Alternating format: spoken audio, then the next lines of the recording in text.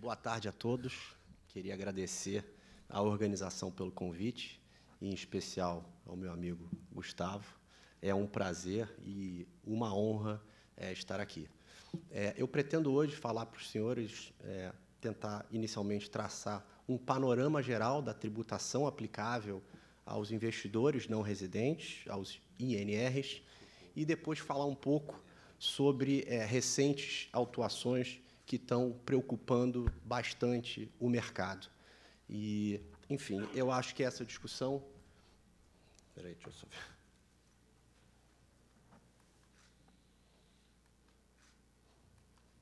Essa discussão toda, ela se inicia, eu acho que o ponto de partida para que se tenha uma devida compreensão dessa sistemática de tributação é que, como regra geral, e regra geral prevista pelo artigo 78 da Lei número 8981 e desde 1995, como regra geral, os investidores não residentes, eles são tributados de acordo com as mesmas normas de tributação aplicáveis aos residentes no Brasil. Isso no que se refere a seus rendimentos e ganhos oriundos de aplicações financeiras. E isso, atualmente, significa dizer que os não residentes, como regra geral, eles são tributados a alíquotas que variam entre 22,5% e 15%, variação essa que é feita de forma regressiva em função do tempo de duração da aplicação. É claro que essa regra geral ela não é sempre válida, existem ativos específicos tributados de forma diferenciada, caso dos fundos, que o Pelar estava agora explicando, enfim, FIPs são tributados a uma alíquota fixa de 15%, fundos imobiliários a uma alíquota de 20%, mas a regra geral aos residentes e subsidiariamente aplicável aos não residentes é essa tributação de 22,5% a 15%. Então, esse é o cenário que deve ser visto e aplicado ao não residente, sujeito às regras gerais de tributação. Só que, em termos práticos, esse não é o regime comumente aplicável aos não residentes, porque, como os senhores sabem, existem regras especiais que são aplicadas ao não residente, contanto que eles invistam no Brasil de acordo com alguns termos e condições que, mais adiante, eu vou abordar. E essas regras especiais, ou chamado até pela IN como um regime especial, elas basicamente vêm como uma forma de atrair investimentos externos e elas, então, diferenciam a tributação aplicável ao não residente daquela aplicável ao residente no país, trazendo uma série de benefícios. E, em termos práticos, isso significa dizer que o não residente ele deixa de ser tributado a uma carga tributária que varia entre 22,5% e 15%, e passa a ser tributado a uma carga de 0% a 15%. Portanto, o piso estabelecido, geralmente, para os residentes, passa a ser o teto aplicável aos não residentes. Eu não vou entrar, não pretendo aqui, por uma questão de tempo, entrar nos diversos ativos, mas eu trouxe um quadro que facilita a visualização dessa diferenciação entre os dois regimes, e vocês podem perceber que, para alguns ativos específicos, a diferença é bastante considerável, e, sem entrar em todos eles, eu apenas destaquei dois desses ativos, que são os investimentos em bolsa, basicamente em ações, e os investimentos em FIP, em que vocês podem perceber que a diferença é considerável, e é justamente em relação aos investimentos nesses ativos que temos visto bastante discussão, porque, basicamente, o fisco ele, não vem aceitando a aplicação desses benefícios. Antes de entrar até nos questionamentos fiscais, é importante que a gente passe justamente pelos requisitos que são exigidos dos não residentes para que eles possam usufruir desses benefícios previstos na lei. Eu elenquei 3 requisitos, mas o terceiro deles é apenas aplicável aos FIPs. Então, basicamente, os não residentes, para eles se beneficiarem de alíquota zero ou isenções de imposto de renda, eles têm que atender 2 grandes requisitos. O primeiro deles é que eles façam seus investimentos no Brasil de acordo com as normas e condições estabelecidas pelo Conselho Monetário Nacional. Normas essas que atualmente estão consolidadas na resolução do CMN número 4373, que veio substituir, sem grandes alterações, a antiga resolução 2689. Fundamentalmente, isso significa, a observância dessas normas, significa que o não residente, para aportar seus recursos no Brasil, ele deve contratar uma instituição financeira que vai figurar como sua representante no Brasil, para fins não só das providências que ele tem que tomar, burocráticas, mas também até para receber citações e eventuais questionamentos em relação a seus investimentos. Ele deve promover um registro do investimento no Banco Central, deve também promover um registro do seu investimento perante a CVM, que até acontece de forma automática, e deve também celebrar um contrato com uma instituição custodiante. São diversas providências, mas que, por justamente já virem desde a Resolução 2689, já são conhecidas pelo mercado e não há grande discussão em relação à matéria. Esse não foi um requisito, não é um requisito que, nos anos, enfim, desde 2000, com a Resolução 2689, tenha gerado grandes preocupações. Então, passando ao segundo requisito, que é bem simples e objetivo, o investidor estrangeiro ele não pode ser residente domiciliado em um país que não tribute a renda ou que tribute a renda a uma alíquota inferior a 20%, ou seja, ele não pode ser residente em um paraíso fiscal. Então, esses são os dois grandes requisitos aplicáveis a todos os investidores que busquem essas vantagens tributárias em aplicações nos mercados financeiros.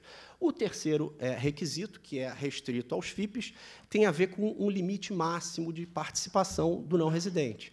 E esse limite é de 40%. Então, a Lei número 11.312, em seu artigo 3º, ela prevê que a alíquota zero que é aplicável ao não residente, ela só pode ser, enfim, efetivamente aplicada se esse investidor efetivamente não tem uma participação igual ou superior a 40%. Participação essa tanto em termos de número de cotas, quanto também em termos econômicos. Ele não pode ter direitos a recebimento de rendimentos do fundo num percentual superior a esse patamar. E esse percentual inclusive, e a lei expressamente prevê isso, ele tem que ser analisado tanto olhando-se para a posição direta detida pelo INR, quanto também por eventuais participações mantidas por seus controladores ou empresas ligadas. Então, esse é o cenário, e são normas que já existem há bastante tempo. A isenção de bolsa, de ganhos em bolsa, já existe desde a Lei 8981, por meio do seu artigo 81, a isenção de FIP desde 2006. Então, há mais de 10 anos, tínhamos esse cenário jurídico que, de fato, atraiu muitos investidores estrangeiros e que vinham investindo no Brasil e podendo usufruir desses benefícios no momento em que enviavam para fora seus rendimentos. E aí temos a origem das recentes discussões. E essa origem ela decorre de uma interpretação da Receita Federal que vai contra o entendimento histórico do mercado. Porque, na visão histórica do mercado, a análise do cumprimento desses requisitos deveria tomar por base e ter por foco o investidor direto.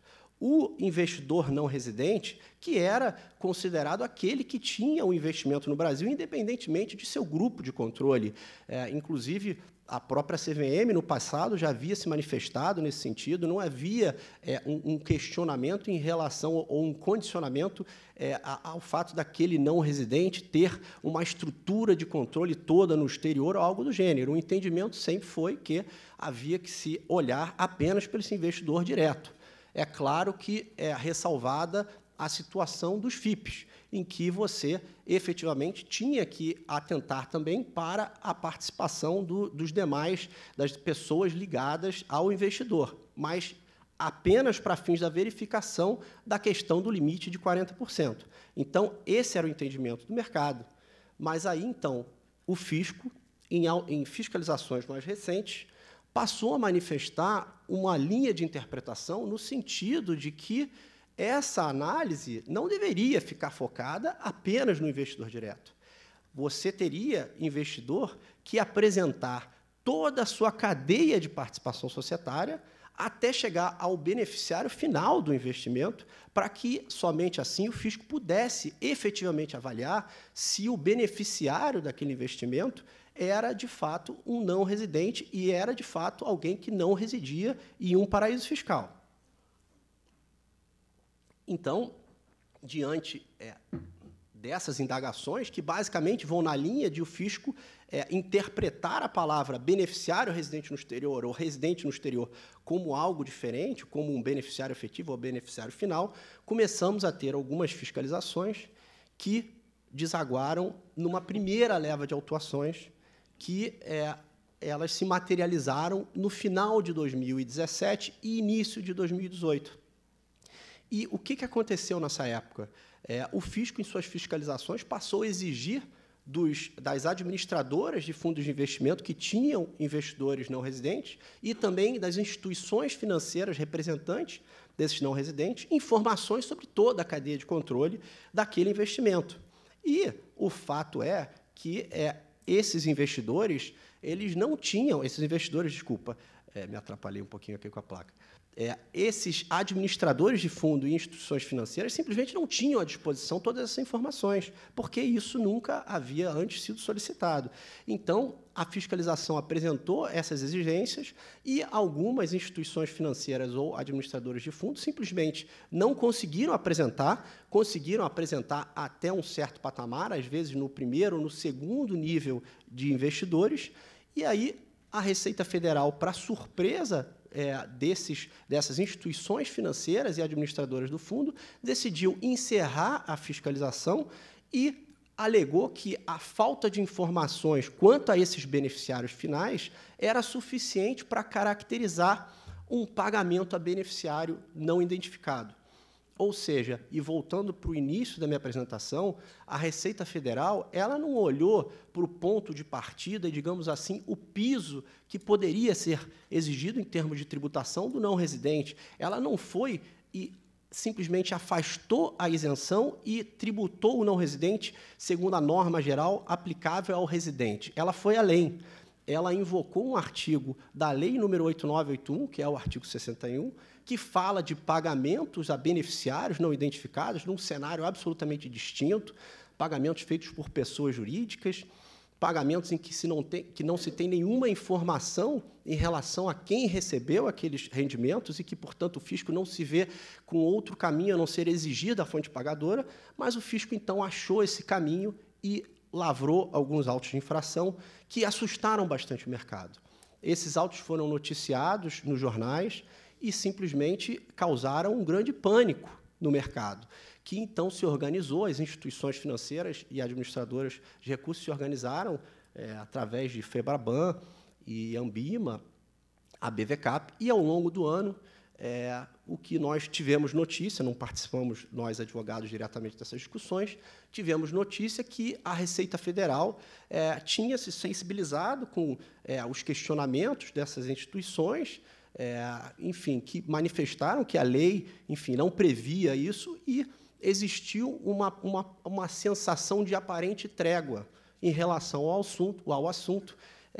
Existiu a ideia de que a Receita Federal iria respeitar o passado e começar apenas a exigir informações relativas a beneficiários finais em relação a investimentos futuros, e que, inclusive, existiu uma expectativa de que seria abaixada alguma norma infralegal em que a Receita, de certa forma, falaria isso e daria alguma segurança para os investidores.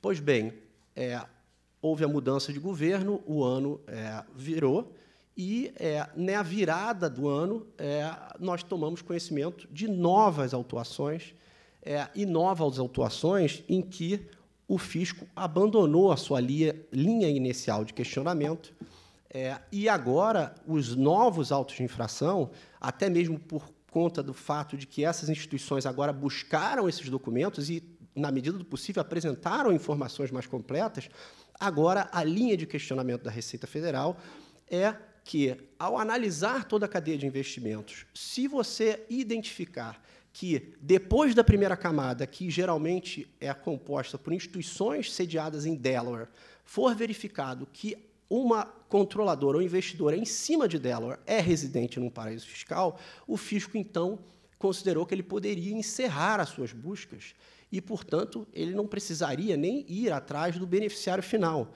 Ele poderia considerar que estava ali a evidência do descumprimento do requisito da isenção, ou alíquota zero. E, portanto, essas novas autuações vieram a atacar não situações extremas de uma estrutura formada apenas por residentes no país e que existe essa discussão se eles poderiam estar lá ou não.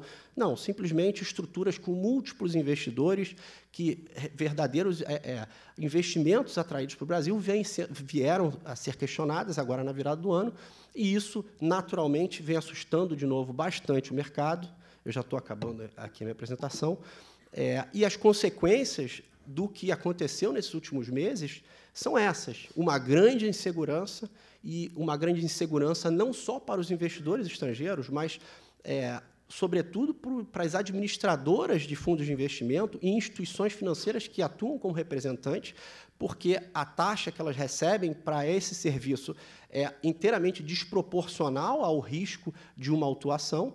Então, essa insegurança também levou a discussões entre administradores e gestores de recursos, que, em geral, têm seus interesses alinhados, mas, nesse caso, começaram a ter que negociar contratos e acordos e garantias com receio do que poderia acontecer. E o mais lamentável, que verificamos, inclusive, em termos práticos, efetivos, uma exportação de parte do mercado brasileiro.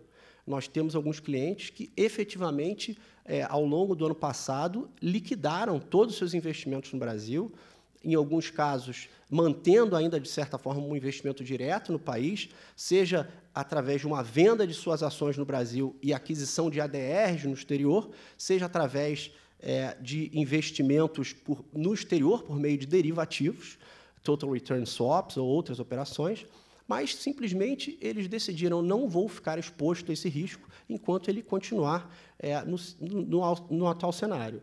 Então, essas consequências são as que... Esse é o momento presente de insegurança, de incerteza. Temos aí um novo governo.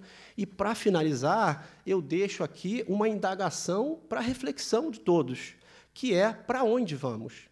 Porque, no atual cenário, é claro que temos grandes investimentos, e se o país melhorar como gostaríamos que melhorasse, nós vamos atrair recursos externos, mas sempre limitados. Sempre vamos ter alguns investidores que vão preferir não investir no Brasil enquanto essas incertezas continuarem. Então, ou vamos continuar com essas incertezas e vamos nos tornar menos atraente, ou, e essa é a minha esperança, teremos mudanças, idealmente, na própria regulamentação, nas próprias normas legais, ou, ao menos, mudanças de natureza infralegal. Atos baixados pela Receita que reconheçam que o passado tem que ser preservado. Eu, há pouco, antes da apresentação, estava conversando com o Pelá, que me disse que, na última semana, as conversas em relação a essas associações, especificamente a BVCAP, foram retomadas, até, de certa forma, em função dessas novas autuações, a preocupação voltou, e que, então, estaria sendo iniciado um debate com um novo governo para que, de alguma forma, se diminuísse essa insegurança toda. Então, eram essas minhas considerações. Agradeço a atenção de todos e fico à disposição para eventuais perguntas ao final. Obrigado.